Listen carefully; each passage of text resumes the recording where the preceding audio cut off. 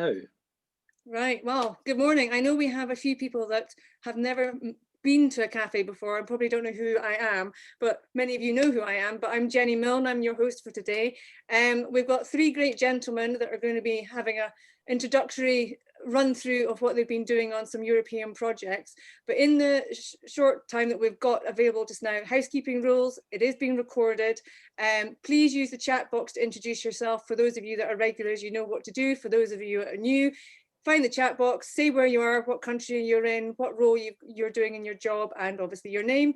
And it's all about thinking positively and sharing ideas, these cafes, for those of you that have not been before. It's a virtual cafe. Here are two cakes. This is what we were doing this week.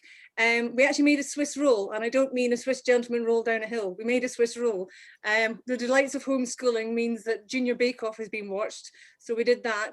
And then my son's got food allergies, but we did a carrot cake, which is on the right-hand side, so we couldn't do the icing for the carrot cake, but that's the improvisation. So that's our cake. So please do show us your cake in front of you, or your healthy apple that you may have with you today, or your cup of tea, because it's very much a part of the cafes is having coffee and cake. I'm not known as the cake lady for no reason at all. So as a brief background to those of you that have not been before, SRITC has been on the go since 2018 with conventions in 18 and 19, and we did an online one last year. And obviously 2020 was the year of online for us all, but we are about sharing and supporting. We're about sharing resources and being resourceful. We're also trying to inspire everybody and be positive.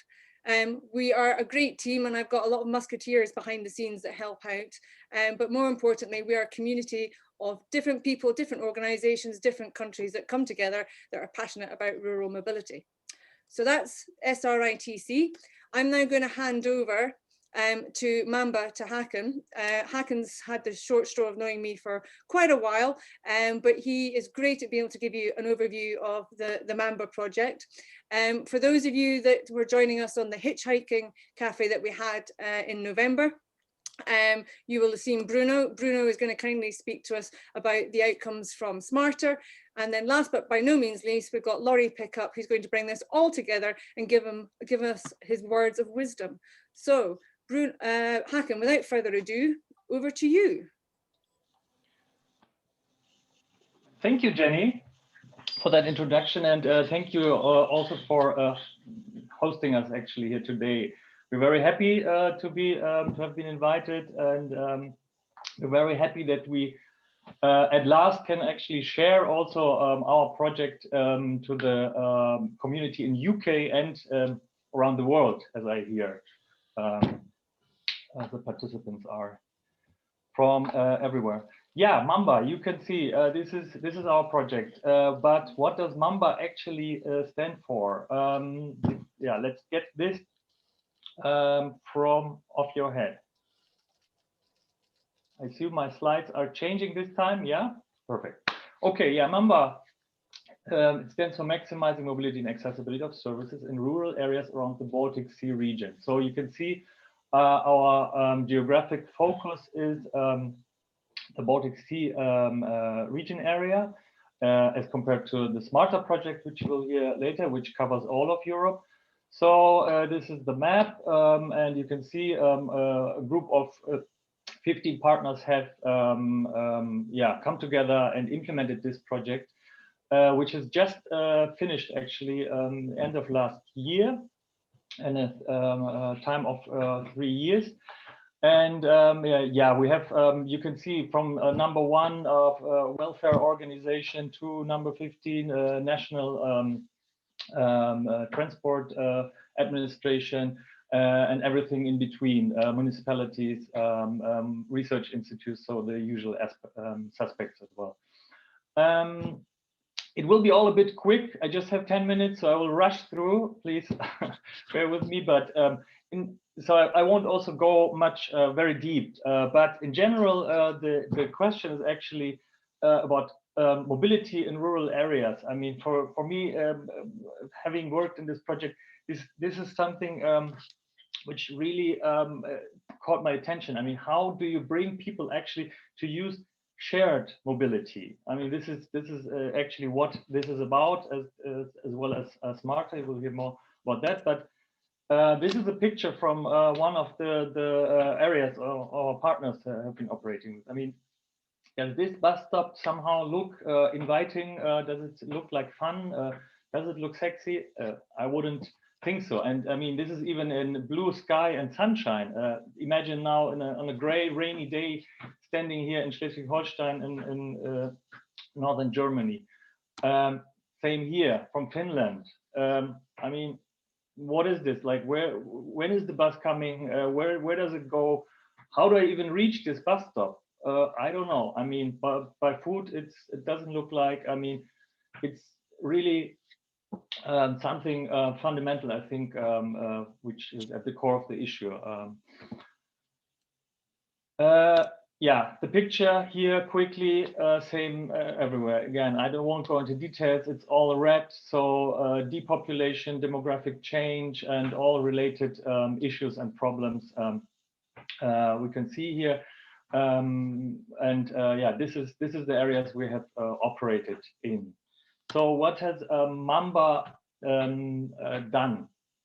Our activities. We have more than 20 pilots and so-called mobility centers have been implemented and tested, so to speak, so to exemplify basically what can be done. I will give you a quick insight into two of them. So one of them is here in Latvia, in the border regions of the Vidzeme region in Latvia, northern Latvia. You can see these green areas, which are quite peripheral, marginalized areas, let's say, and which have been cut off pretty much from the rest of the world. So our partners there in Latvia, they have implemented this transport on demand pilot. And in general, about the process, one can say it was very, very tough, very hard, cumbersome, and really to get through to the people on the ground, first of all, to really get their trust and to make them understand. So the solutions, we always had the idea to co-develop basically as well, and not the general top-down approach. Yeah, all the issues, procurement, regulation, so on and so forth, at the end, after all, it was successfully implemented in the piloting phase, and it was very well received by the population. However, of course, as it is in these European funded projects, the funding and political commitment was rather shaky towards the project, and so it seemed to be that this is it. I mean, we have tested this 6 months. It worked quite well and nice, and the people really demanded this. But we can say this is the latest news that actually this project has changed national legislation towards integrating this transport on demand into the public transport systems, laws and regulations. So this is a major achievement because, I mean, this was the very first transport on demand service rolled out in Latvia. And yeah, it has made quite an impact, I can say. Another example from Germany, from the county of Cuxhaven, rural car sharing. Before I started in this project, I never heard of car sharing in the rural areas. I live here in Hamburg, in a second largest city, metropolis in Germany. Obviously, for us, this is an everyday issue nowadays. But yeah, so rural car sharing, the so-called village car was implemented with quite a strong political support. So quite a top-down support, one can say, but definitely it was also quite enrooted in the community. So the community themselves, they have also collaborated and co-designed, co-conceptualized this as well. And so a village association was involved, and they have a voluntary driver pool. So it is not only a car which you can use and share and individually do your trips, but there's also volunteers who are offering rides for those who can't ride, for example, who can't drive, as the youth or the elderly. So there's also quite a social aspect in this. yeah, this is quite a good success story as well, we can say, with the lighthouse character, and can be an initiator for wider change. And this is actually something I want to emphasize here. So we have not only looked into our Mamba projects and examples. This is something outside of Mamba. It's also car sharing offering, which has been implemented in a very small rural community, a village in Schleswig-Holstein in Germany as well. So they were the pioneers in this. And it has evolved into a whole program of car sharing concept and solutions. With you can see also electrified cars, which have been rolled out. You can see it here on the left on the map throughout on northwestern Schleswig-Holstein in a lot of places. And they, of course, with support from the state and programs as well, one has to say. But nevertheless, this shall give you kind of an idea and how this can really lead to a bigger change. This small scale solutions at first. Just quickly having a look on actually what Mamba has produced at the end of the project. It is three of our main publications, which I invite you to visit and read. So the first one, Guide to Collaborative Mobility Solutions, as we called it. This is actually has been developed with Ruprecht Consult, the quite well-known mobility experts and consultancy from Cologne, which have been also the initiators or the authors actually of the SAMP, the Sustainable Urban Mobility Planning concept. So they have been involved here, and they have here in this case we came up with the concept how to implement rural mobility and accessibility solutions in rural areas. Also with the step-by-step guidance and also quite low thresholds. So for rural communities or I don't know, village mayors, so on and so forth. So having kind of like a stakeholder community which can implement change. In the middle, you can see this is the collection of our learnings from the project, our solutions, our case studies, but also the background studies in legal, social, cultural, and economic terms, which our researchers have also contributed. And on the right-hand side, this is our policy guidelines, which we have also submitted to the European Commission in their latest process of consulting on the EU roadmap for sustainable mobility. So where does this all end up? So we have a knowledge database also on the website, which you can see here.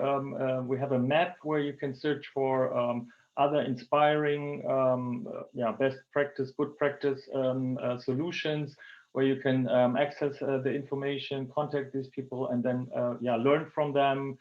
And we have also, of course, collected all our outputs there, but also we have mapped basically all the European funded projects in this area, which you can neatly find basically in a list and access them in a central place, including SMARTA, of course, and inclusion, such flagship projects, which are quite recent. So finally, I want to show you this picture. If you are interested in how this came about and what is behind this, again, I invite you to access on our website the documentation of our final conference. You can see on the upper left-hand side, Laurie was also part of it, quite a considerable one, and I think it was very, it was very well received, and the discussions were very interesting, and we have made good insights and changes.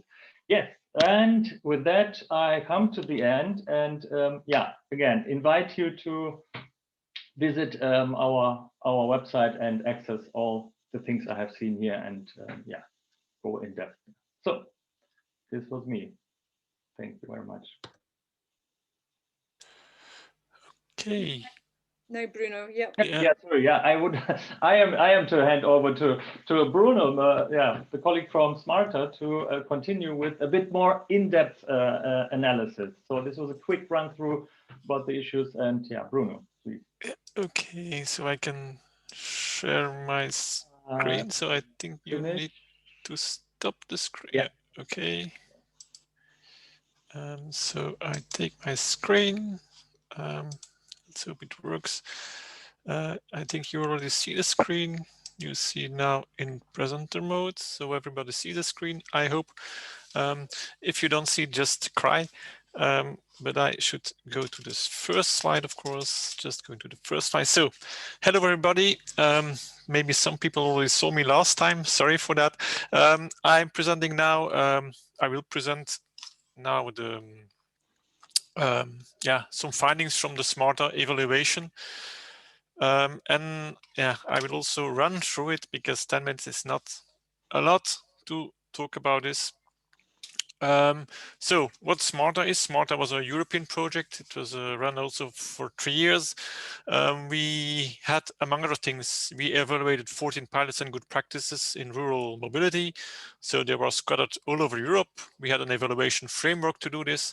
And so, but now I will concentrate on the findings, on our findings that we made from all these pilots. So the pilots and good practices, they were very varied, offered a wide variety of services. So this you can were presented to some extent on this graph. So asset sharing services, ride sharing, and also some flexible transport services.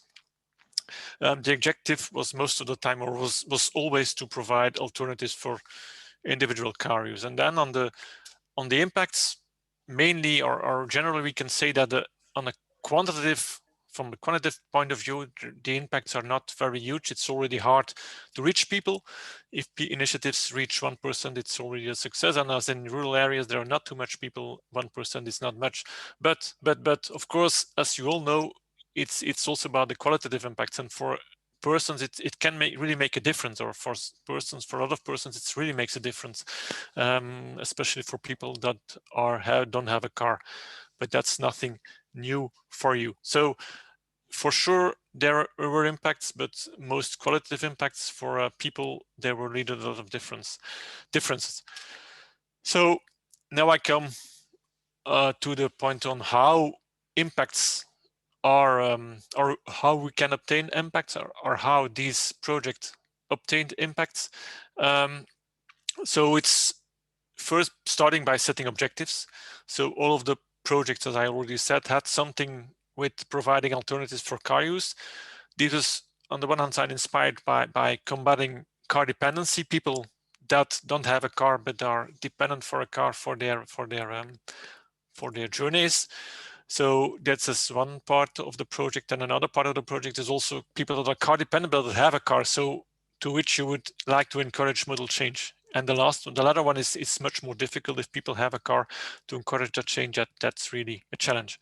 So that's the first point concerning the objectives. And a second point important is that it's all of the projects, but one more than another had also an overarching objective of community building. And I think, or we think, that it's important to have this, or to have all these projects somewhere put in the overarching community building objective. And I think this was very well illustrated by the Groningen Drenthe project, or pilots, where they works with hubs. Hubs are localities, or places where all kind of transport come together, but they add also on these hubs a kind of services. So with having in mind that local services can replace a transport need, but also local services, they can also create people traffic.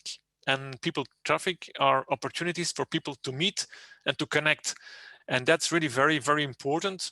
Probably, or often we forget about it. We are just thinking about, we need to be mobile, we need to be able to transport ourselves.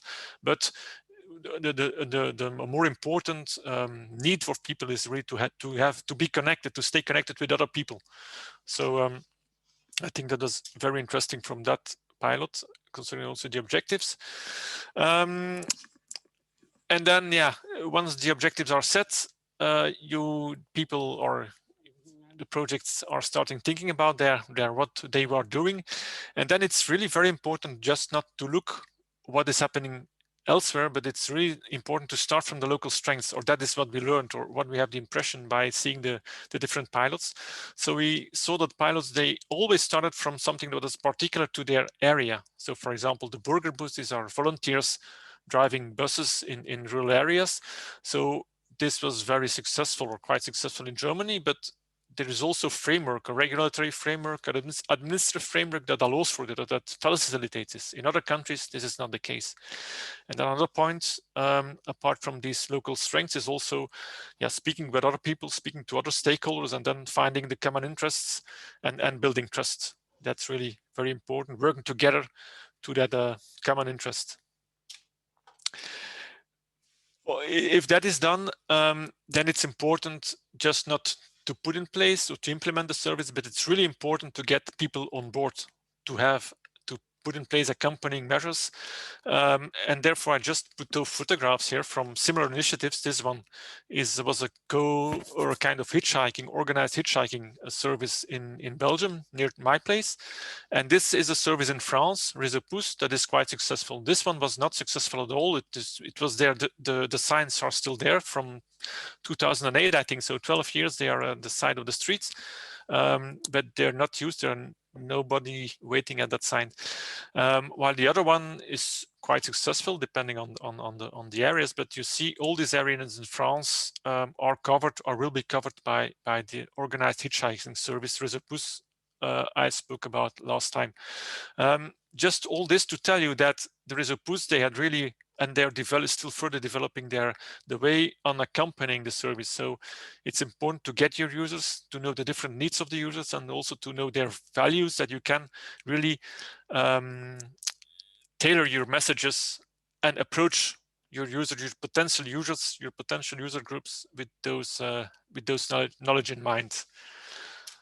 So further on accompanying measures, we learned that really the communication is important, but really enthusiastic face-to-face communication seems really very, very crucial. So social media is of course nice, but once you get you have the means to do the personal face-to-face communication, put in place some ambassadors that are really engaged in the project and speak to other people.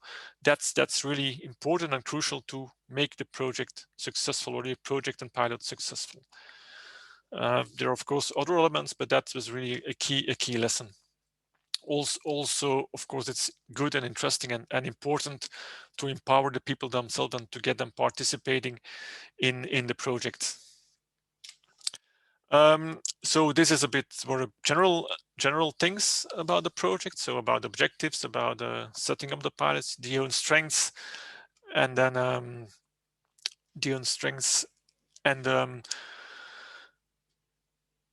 further on the accompanying measures. So now to the services that were provided, most of them we had also some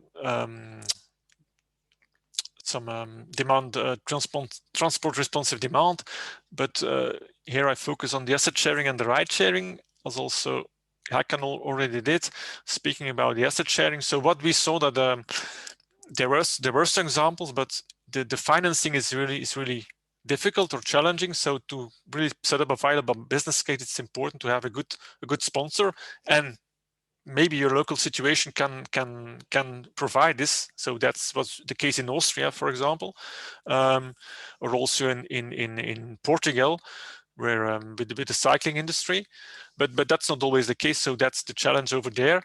Ride sharing and carpooling, these are of course a huge potential, because there are lots of cars with empty seats driving through rural areas. But of course, the difficulty is to find the users and to help them, or to convince users to take those seats, and to help them overcome the fears to take the seats that are just empty driving through the rural areas. But if you can succeed in this, and that is what, so the French organization Rethink succeeded in some of the areas. They reach up to 5% penetration among the population, and with these figures we did some calculation. It's quite hypothetical, but based on a figure of a high penetration of such a service, you can come up with costs of less than €1 a trip well, for example, the burger bus, working with volunteers and a bus that needed to be financed, came up with costs of around €3 a trip.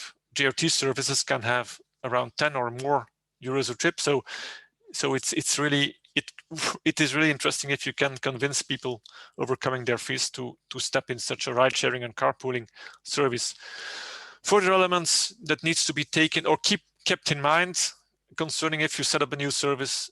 Keep in mind that it's important to integrate it in the existing services, in the existing framework, and therefore there needs to be a framework. It's important that there is a framework that that keeps a balance between flexibility to allow those local initiatives to develop and rigidity, because there need to be some structure. The local initiatives needs to be fixed in such a structure. Another important point, of course, is digitization of the services.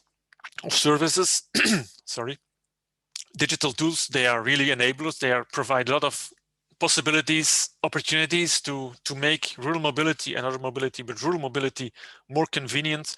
They can make it easier to find a ride, to find the needed travel information, to organize payments and all this kind of things. So really better integration is possible, and for the potential cost reduction also. But we shouldn't forget that there is a lot of positive sides, but it are also other challenges. So new skills are needed, capacities are needed, and also the investments are needed and also probably need to be rethought. Other thing here is that what we saw, that maybe digitization is not the solution for occasional ride sharing, occasional short distance ride sharing, because the cost for the driver is maybe too high to take time to put his journey in the application. So, and then I come to my last slide. I just a little reminder of ideas for taking you home, or for you taking home. So about objectives, it looks to us interesting to have an overarching objective, community building. About the enablers, so there are probably already some enablers in your locality. So local strengths, don't forget about it. And connect with stakeholders, with other people having the same ideas as you have. Accompany your potential users. Know your potential users about the service. Asset sharing is fine if you find the money. Ride sharing is promising if you can convince people to use the service. Services needs to be integrated. You need to have a good framework, the right mix of flexibility and rigidity. And about the digitalization of the services, of course, lots of opportunities, but also think well about it, because there are some requirements also. So last slide, you can also have a look at the website, ruralsharedmobility.eu. Final reports are not ready yet, but they will be ready soon as the Commission will accept them. Okay. Sorry for going a bit over time. Great, Bruno, thank you. If you stop sharing, we'll hand over to Laurie. Okay, So, thank you. If I can share screen. Let's see if the technology works for me. Hurrah! It didn't work earlier on. We've got it working. Hurrah! Yeah, but we're not on the first slide. So how do I get on the first slide? Arrow's back, Laurie. Arrow back. There we are. Right. Put the stopwatch on. Welcome everybody. I'm Laurie Pickup. I've been involved in SMARTA. I'm also the chair of the Global ITF Working Group on rural mobility with Lucy Kirstein. And just to put out an advert, we're very much looking forward for information on different schemes and measures that you're doing. So if you have anything that would interest us, please take my email at the end. And I notice we have some people from around the world here. I see Hibiki-san from Japan is spending his evening with us. Welcome. I just wanted to tie up what we've said about Mamba and SMARTA, and it was really encouraging that these two projects came together so closely. And that's that's not really an accident, because when you get to projects that are dealing in a subject that's generally been ignored at a European level for so long, then it's a social thing that you come together and you link, and we've actually done a lot of good work together. In SMARTA, we had these 3 themes that went through the project over the 2 years. The first one was time to rethink rural mobility, where we tried to look right around Europe and beyond at what was happening. And it became clear that we needed to do something about rural mobility in 2020, 2021. And then finally to really hammer home the point that rural mobility really matters to those that have the decision-making power. And I think one thing that came across from the first 2 presentations is that we have a good shopping bag of rural mobility innovation now. There doesn't seem to be any shortage of ideas, and many of these are being developed with local communities at local areas.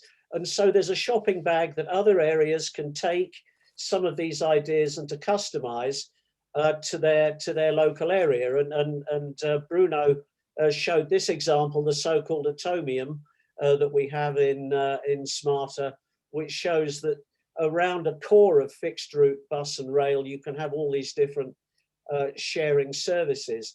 And I think what we need to do is to try and start mapping these different services on a rural-urban continuum, because you can't talk about rural and urban, really. You've got to start thinking in other ways. And I know on the ITF group, we're trying to think of ways to do this, mapping population density against the type of geography, the settlement pattern, whether it's clustered villages, as in the Burger Bus experiments, whether it's dispersed hamlets, such as in Western Ireland, for example. And then, of course, there's village centrality as well. We just talk about villages. A village can be 2 kilometers long if it's a spring line settlement or a village in Romania, these very long villages, or it can be clustered around the village green, like an Agatha Christie novel. So you've got this, and then people talk about access to the nearest city, but we're not really talking about access to the nearest city. We're talking about the activities that are in that city that a rural area might need. And it will only need those at different frequencies. If I want an MRI scan, I'll be going for one every 10 years, for example. So we need to start mapping these various ways of plotting different rural mobility schemes, so that we can see in what geographical consequences they're likely to work and otherwise where they're not. So I now want to just say something about one positive slide, one negative one. There is a blind spot for rural mobility planning, and there has been this urban myopia over more than 20 years now. I was involved in an EU project on rural mobility in 2003. There was then a complete gap until 2018 in the framework programs, when they funded inclusion and high reach very much at the end of the program.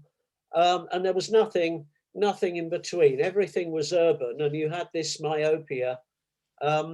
And at the same time, there was this outmigration from the rural areas, particularly in certain areas of Europe in the East, a complete underinvestment with social consequences, which are generation specific. And whether you're in Ireland, or you're in Scandinavia, or you're in the East of Europe, young people, if there's nothing there for them, if there's no way they can get to social activities, then they leave and you don't get them back again. I remember speaking to a transport planner in Cornwall, the head of transport planning, and he said at 18 they all leave, and then at 30, when they've got partners, they want to come back, but there's nothing here for them. So we've got a real issue here that needs addressing, and rural mobility has a role there. And this urban myopia forgets the fact that rural areas feed the cities. They provide the renewable energy, and they're, as Prince Charles says in the UK, they provide the lungs for the cities to breathe. But one thing we found in SMARTA was the lack of strategic plans. Across the EU and other countries, we found 4 countries that actually had a strategic plan for sustainable mobility in rural areas. And this really isn't good enough. It's very much afterthought planning, and I don't think sustainable urban mobility plans are going to help here, because they're still afterthoughts from urban areas. You can have a topic guide telling you what you could do in a rural area, but it's got to be something that's centered on the rural area. And I think what we're doing now is we're moving from transport to mobility to accessibility. And I put phygital there because in 2021, accessibility is on the internet and it's physical. And we have to look at both of them together and look at mobility schemes in that context. So if we're planning for a low carbon rural area, first question, can I do it online? Second question, can I do it online and get it delivered? Third question, I need to travel, but is it available in the village? Have there been strategies to put facilities in the village? Fourthly, I have to travel further. How can I do that in a sustainable way? And I think the COVID impact has definitely shown ways in which we might do that. So now more of a positive one is that there is a new political dynamic in rural areas. SMARTA came from the European Parliament. It didn't come from the Commission. It was an initiative from the European Parliament. And in the final SMARTA conference, the MEP from Ireland really gave the energy and showed an example of the energy there is for doing something about rural mobility. I didn't see that from the Commission. That still has to be proven, but that's a personal view. I think we need to change the mindset. And we need to change the language. If you think about it, when we talk about rural mobility, we talk about, what do we talk about? We talk about isolation. We talk about communities that are far away. These are urban-centric words, dispersed. These are very urban-centric words. We need to clear these away. We need rural blueprints that are forethought, not afterthought planning from urban areas. So you have to start from the rural area at the core of your mobility plan, not at the margins. And certainly, as Bruno and Hakan have shown, we need to engage and co-create ideas with local communities, because if anyone knows how to do it, the rural villages, as we've done for generations, to sort our own problems out and to work together. But of course, rural areas now, there are different sectors of rural communities, the diversity of rural society. And I've always spoken about locals, incomers, homecomers, and visitors, be they tourists or seasonal workers, workers in hotels and so on. And so we need to think of ways in engaging all of these sections. And I think there's good examples in SMARTA and MAMBA of this, so that we can focus on using this new engine in rural communities to create new opportunities for mobility, and not just looking at the short-term transport efficiency, but getting our decision makers to look at the longer-term development strategies for social cohesion and economic growth. So this collaborative mobility, and I think, you know, there is a positive sign, but we really need some action by the decision makers at European level, and from our own work in SMARTA across Europe at the national level. So that's all I'm saying. And I've got 2 lovely slides. I was given 2 options, but the slides are so nice. I'm going to show you both of them. There we are. What a work of art. Thank you very much. Thank you very much, Laurie. I have to say, all 3 gentlemen in 2020 managed to drag me into rural mobility events. So Hakan had me involved in a number of MAMBA events. I was also pulled into SMARTA events, was I not, Bruno? And the piece de resistance was Laurie. What Laurie didn't say is he's also an honorary professor at the University of Aberdeen, which for those of you that know, I'm doing a part-time PhD at the university on rural mobility. It's service. So yes, Laurie's laughing. He dragged me kicking and screaming to join Lucy and him on rural mobility as a service and shared mobility and chairing that subgroup. So I think I've got my revenge today in a nice way, that I've got all three gentlemen lined up in front of me and they've managed to contribute back to the cafe, which is great. So thank you very much. If I can ask Laurie and Bruno and Hakan to take their microphones off, I'm sure we've got some questions there. I know a number of you don't have your videos on for whatever reason, but if you're going to ask a question or get involved in the conversation, can I ask that you put your video on so that they see you and it sort of feels more like a cafe? So before I ask some questions, can I open up the floor to those in the cafe who've got their cake? And John Yellowlees, I can see the microphone is off, for some quick fire questions to our gentlemen. John, introduce yourself as well. Me? Yes, well, you've taken your microphone off, so I thought you were going to ask a question. To what extent was it easy to work between governments, and particularly around the Baltic countries with so many different states? Did everything pull together, or were there barriers to understanding? I mean, we can, in that case, we only can talk, of course, for Latvia, because we hadn't had partners from Estonia or Lithuania with us.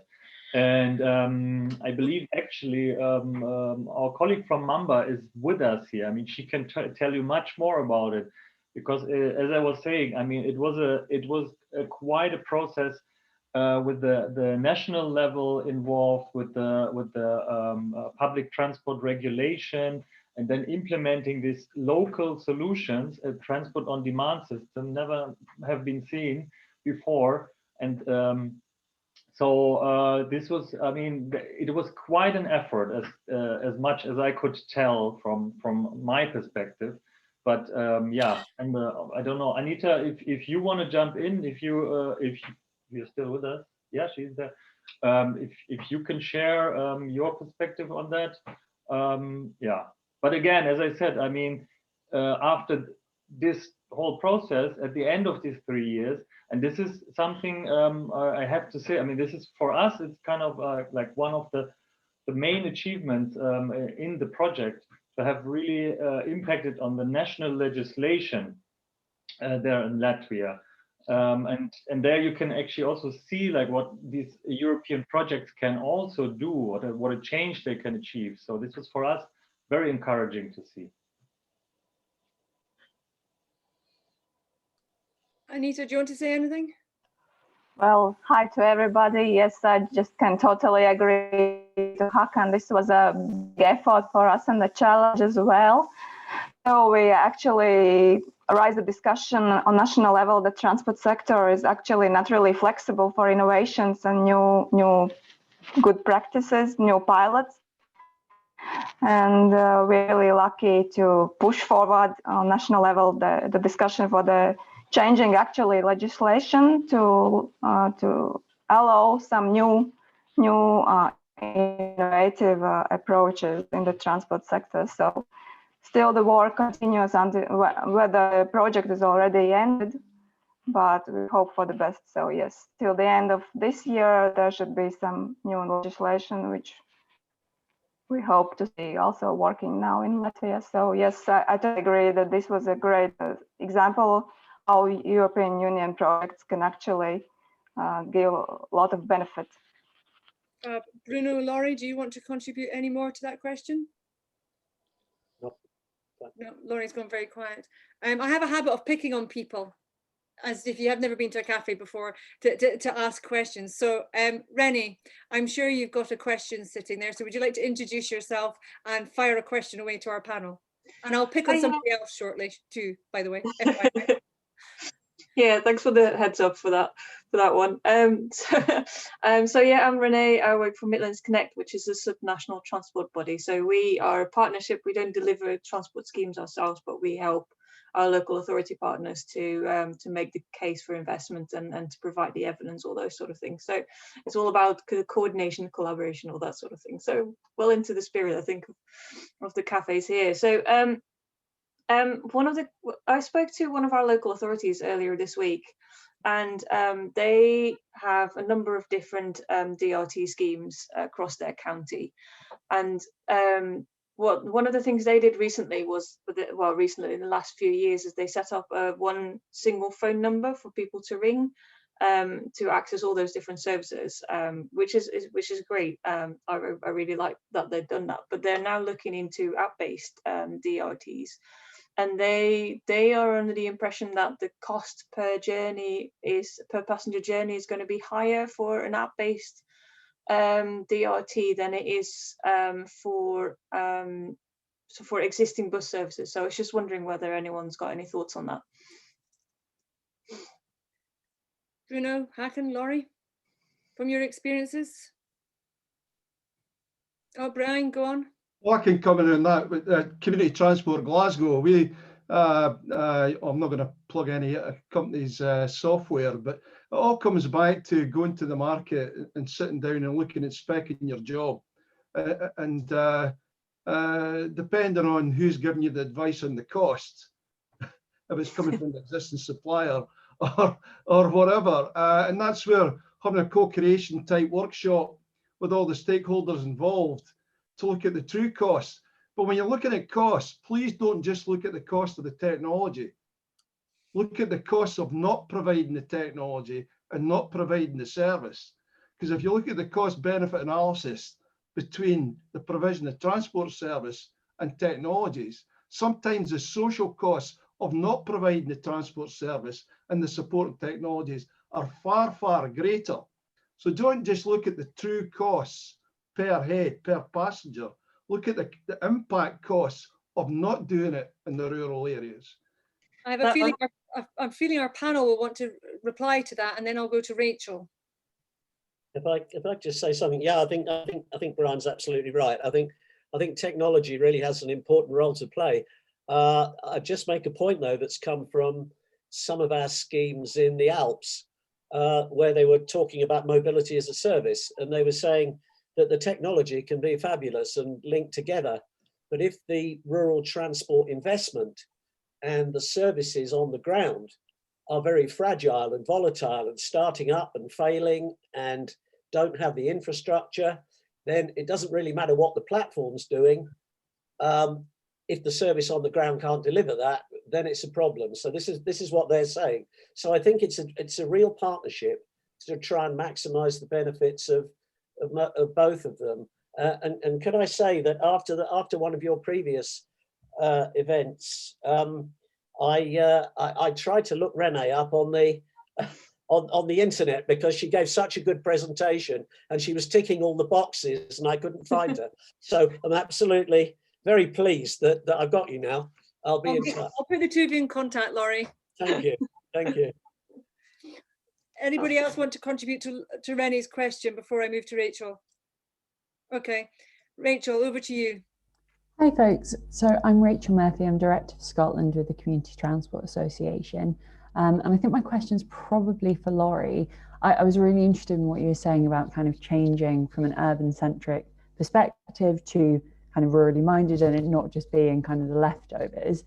I'm going to say the dreaded C word. I'm interested in how post-COVID, when everything feels so up in the air, how we do kind of get politicians, be that at a Scottish level, DFT, whatever it might be, to kind of change their focus. Yeah, that was my question. Thank you. Yeah, I'd like to see some surveys, particularly from rural residents, and maybe some people on the call might know that. I mean, one would have an expectation at the moment that there was this initial idea that yes, I can work from home. Now this has gone on for a long time. So people are getting rather tired and saying, well, maybe I can't wait to socialize and go back to the office again. But I saw a survey this week that showed actually that's not happening. That there is a big bulk of people in the middle that maybe they can't work at home or they can't work, but they're looking for third places. They're looking for third place employment. And I see Ragus have just started to get into this now. And I think there's enormous benefits here where you can have centres. I know one in the west of England where a hotel in a village is being turned over to a third workplace, and people are going there to do their job. They're not commuting into Plymouth, they're not commuting into Exeter, they're going there instead, they're socialising. These places can be sort of innovation hotbeds because you've got people coming from different sectors, different ideas. So I think there needs, you know, the use of village facilities for third place working could be a big thing, because it gets over some of the problems we've had with home working, and it allows for the socialization, which is a lovely book by Susan Pinker called The Village Effect. And I recommend that to anyone. It really highlights this, but I think COVID will, I mean, the cat is out of the door, and it will change things. And it's up to us to take the opportunity. Laurie, in the north of Scotland, there are some hotels that are doing this, but they're also providing you a fee so you can get breakfast, coffee, lunch, and afternoon tea. And if we all start getting these near us, I think the cafes on the Friday, we all need to make that effort to go and support them and sample their cake. And I think that would be a really good supporting mechanism. But yeah, it's all about innovation, isn't it? Brendan, you've put something in the chat that I've not had a chance to read. Would you like to put your microphone off and ask your question? Yeah, it's about really, I mean, it seems to me so many of the initiatives which we're trying to get going are sort of fishing sort of half in the dark, if you like, about what we can make people do and how we can change practices. But there is, you know, a potential position of omniscience if only we could get hold of all the data about where people are moving.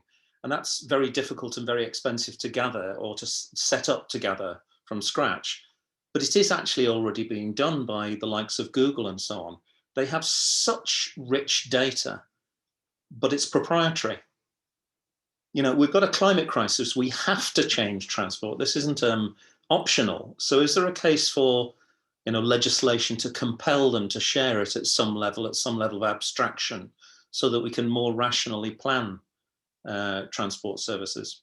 I'm going to put that to Hakan and Bruno as well, on the basis of when they were running the pilots and the pilots were operating, how easy was it to access the data as well?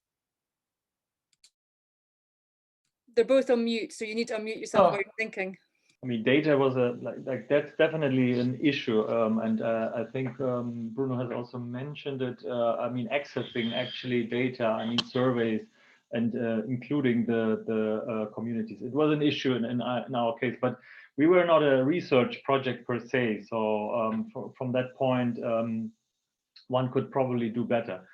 But an immediate thought on that actually from Brandon now would be, especially now, I mean, coming from Germany, the issue of data protection, data security. I think that's an immediate issue we would have there. But I don't know, in some sort of anonymized, aggregated way, it might be useful, but how to get there? That's a question.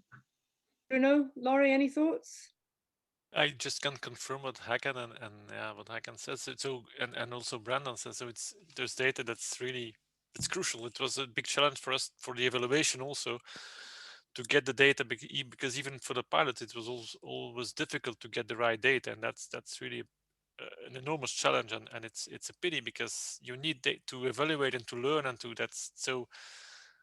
Yeah, if we could get a bit more of data, so but I'm not in I don't know about how we can oblige, or yeah, and how governments, or what we can push of course, and then but then there will all the privacy issues always, and once you start gathering data, yeah, what happens with the data? Of course we are well intended, but and that's always the very difficult thing. So yes, I agree, we need it, and but yeah, then see how we can use it and how we can avoid that they get in hands of people doing wrong things with it. Lots of hands up here. So can I go to Laurie, who wants to say something, because I can see he's going to say something. Brian, quickly, then Matt, to finish this one off, and then we'll go to Kenny. Yeah, I think, yeah, Brandon started something here. I think it's a great question. Clearly at the data at the local level, there are wider impacts as well, in addition to trip patterns.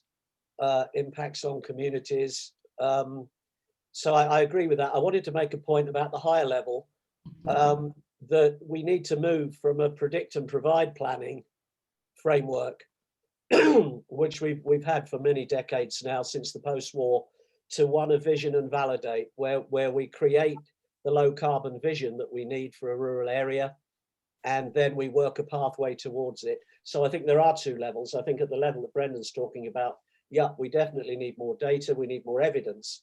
Evidence is key to getting planning authorities and so on. But there is this higher level where we need to move to a new planning philosophy. Right, Brian, keep it short and then it's Matt. Well, last week I was involved in the China-European Union Ethics Committee on data collection to look at the post-COVID world. And these two subjects are being discussed just now on sharing the data and companies having to share the data with governments to aid the planning process. Because they've realised now in times of pandemic or any time, the security of data and good information is the only way forward for the planet in a sustainable way.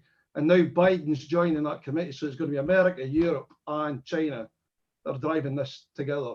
So there is an ethics committee working on that as we speak. Thank you, Matt. I'll keep mine probably short because it'll probably be something to do post-engagement. I was just really curious about what the definition for data actually was for everybody talking. Like, you know, what are they looking for? What haven't they been getting? What is it that they see to be the stumbling blocks, which I think would elongate the conversation into a whole new cafe. But Bruno, maybe if we can chat or have a bit more of a group chat about it at some point. I'm very, very interested in those answers because that's something that we're working on as well. Well, here's a suggestion. The next cafe is an open cafe, so there is no agenda. So let's put data onto this. And if Bruno and Hakan or Laurie are available and I can join in with everybody else, then we can continue that thread. How does that sound, Matt? I think it sounds like only the 4 or 5 of us would be the only ones at that cafe as we're deep diving into data sources. But yeah, no, that sounds really awesome. We can start the dive. I'm conscious that we're getting towards 11:30, if not 11:30 UK time anyway. So I will keep it short, but I'm not going to miss Kenny. Kenny has joined us for his first cafe and he's been patiently sitting there with his hand up. So Kenny, unmute yourself and hello. Hi Jenny, hi everybody. No, it was just a point on Rachel's point, I suppose. Certainly politically, I'm local in Trossachs National Park in Scotland, and I presume this applies to other places.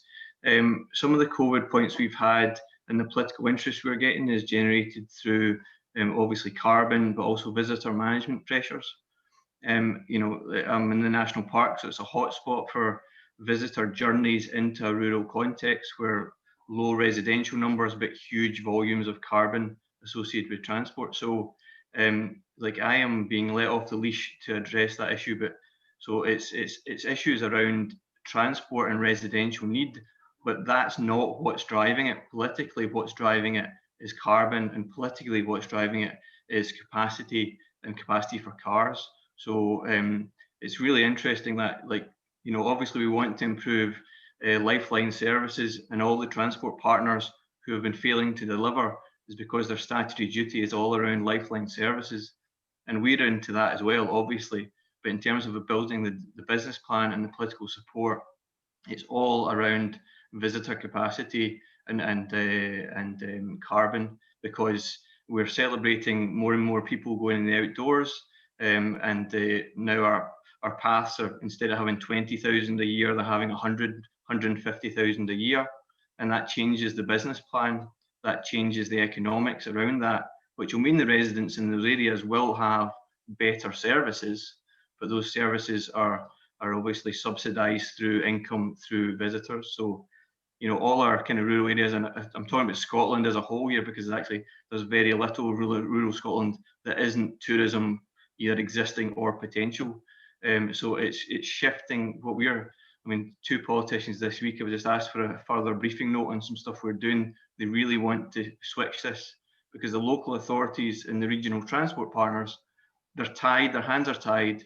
They're only there to deliver lifeline services, and it's not on their work agendas around modal shift. It's not really on anybody's around tourism, carbon generated points. So that's what we're kind of seeing success in but it'll just be interesting to see how that kind of works further down. And just on Brendan's point on the internet, sorry, the monitoring, we're seeing huge developments. I think Ali probably knows about this on the call as well, around Internet of Things and census, and we're seeing a lot of work developing through that, which again is being funded through political pressure around visitor management issues. And I think a lot of the what we're doing is that there's not a carrying capacity limit for people. We want people there to create tourism jobs, jobs related to transport, jobs related to hospitality. The capacity issues around cars. So that's the point. Anyway, sorry, enough from me. No, totally agree with you as well. Laurie, are you going to say something? You've taken your mic off. Well, yeah, it's a very central issue, isn't it? And I think one thing we always look in our silos. We're in a transport silo, but one thing is many employers in rural areas and other facilities, be it in the tourism industry, be it primary, secondary employment, they benefit greatly from the rural transport that comes in, as will new investors.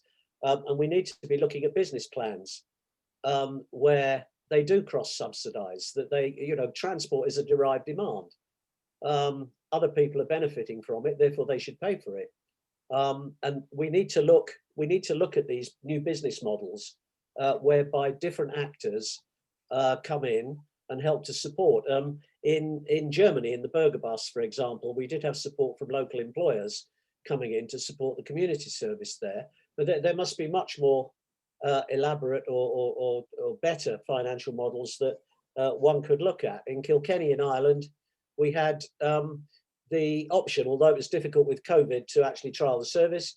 But the idea was that you would develop a tourist service which would help cross-subsidize transport services to villages that currently didn't have a service. So that's just a start, but there must be better ways of doing that. But it's a very important point. Very important. And I see we've got our youngest ever SRITC member. Rachel's doing love here. Yes, 3 months old. So Hakan, I applaud your multitasking. There he is. Yeah, that's Ari. I wanted to also share one or actually two last thoughts also. We were talking about, as Laurie was laying out, these third places. We also have had one partner looking into that, co-working spaces in a rural community in Sweden, southern Sweden, where it was a community house, basically, quite underutilized, and they were coming together with that association. And I mean, what do you need for a workspace nowadays in many jobs? You need a proper internet connection, and that is it. I mean, you have a desk and then maybe a microwave or a cup of tea, and that's it. I mean, you don't need to move around into the city. So this is definitely something, an idea. I mean, this hub thinking, having these decentralized central places, let's say, in order to also, I mean, avoid or stop or fight the congestion in the cities. I mean, me living in one of the central places, all the people coming in and out. I mean, this is not necessary. I mean, there's lots of issues with that: congestion, traffic, carbon dioxide, you name it, definitely. And also the issue about we in Mamba, we also looked not only on mobility, so it's actually in the project title already, but also accessibility of services. So it's not only about mobility, and it's not only about moving people from A to B, but it's also about accessing services. And many of these, I mean, we're doing it right now. You can really deliver digitally. So there were small island community in Schleswig-Holstein again, looking into how you can actually do social counseling of people. Also, again, I mean, of all different ages. Of course, not everyone has the access to these technologies, has not the literacy. But then, I mean, enabling these people to get their services without having this tiresome journey to actually go to the places where they can get these services. So e-health, so on and so forth. I mean, again, there's I think so many opportunities how to also reduce this urge to move, the necessity to move around. Totally agree. And we could talk about this until the cows come home, quite literally cows, because we're talking rural here. So cow seems quite an appropriate phrase to use. But I probably should conclude so that we can all go and visit the facilities or whatever it may be. But thank you, gentlemen, very much, the three of you, for helping with today's cafe and being the panel and doing your presentations. Very much appreciated. Just to quickly pull things together, yes, this has been recorded. So if you want to pick up on some of the information, you can, but we'll also be circulating the slides from the three guys.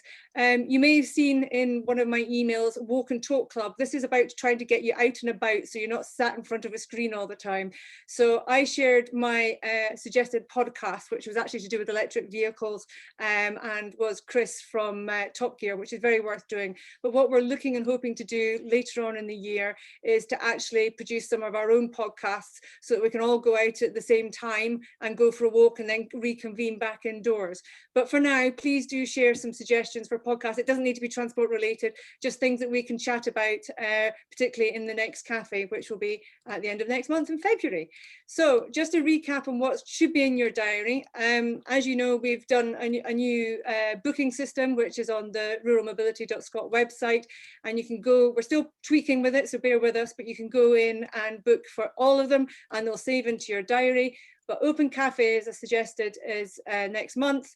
Then we've got 42, who are one of our partners, jointly hosting and presenting some of their case studies. And then in April, we've got an Open Cafe, and you can read the rest in front of you. So that's what's happening next. Just a few gentle reminders, okay? These are, oops, it's not come up. Some community announcements, I thought I would call it. Just a reminder that the DFT call for evidence on the rural mobility strategy is out at the moment and is due in for comments by 16th, and that's the link. Marion's with us just now and from Como UK, and on the 10th of March, they're going to be having a webinar on mobility hubs and planning the future of Scotland. So just watch this space. There'll be information coming out in due course. On Thursday, 11th of February at 3:30, Alex is with us, I think, still at the moment. The University of Aberdeen, Glasgow and Tandem, who Alex works with, have a webinar on reimagining transport in towns and small cities. It's some work that they all jointly did together on a project, so we can send out that link as well. There's also the Mobility Pioneer event, which is taking place on the 9th of February. For my sins, I've been involved in this one, and I will be on the discussion panel, and we have a discussion session on mass in particular. If you wish the free code to be able to attend, then drop me an email and I will give it to you. That's the perk of being at today's cafe, you'll get it. If you weren't at the cafe, you won't get it, because I'm not sending it out to hundreds of people. There's also a bit of a request from Nikki Rust on Twitter. If you know people that are involved in rural arts, what are the barriers and enablers for improving access and engagement with art in rural areas? If you have suggestions or projects that you know of, or you actually are an artist yourself, then let Nikki Rust know. Nearly there. Inspire Alba in Scotland are trying to do some work on social enterprises in Scotland, and they're trying to establish some unique characteristics of rural and remote enterprises, and they're running a bit of a questionnaire at the moment. And as a number of us are all rural or remote, or we know people that live in rural remote areas, I said I would pass this on. So that's information for you there, and some of this will come out in the email later on. So pretty much that's me for once. I actually need to stop talking, which is great. I really appreciate everybody's participation today, and really enjoyed today's cafe. And it's been nice to see you all. It's been a while since we've all seen each other, and I can tell you, since I last saw you, I'm now a complete practitioner on e-bikes. I got given on loan for a month an e-bike, so I've been doing some data analysis to see what's quicker, my car in a rural area or an e-bike in a rural area. So watch this space for this information. But thank you very much indeed. I see Brendan's put the War on Cars podcast in the chat there, so that's fantastic. Maybe we can have a look at that one, but hopefully see you in February. But in the meantime, thank you very much from whatever part of the world you're in, and we'll see you next month. Bye. Thank you.